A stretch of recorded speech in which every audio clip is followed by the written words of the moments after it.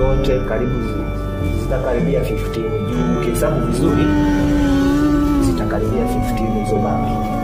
Pesa bandia karibu lazima zijae milioni 10. Ndio hiyo biashara yetu kwa sasa.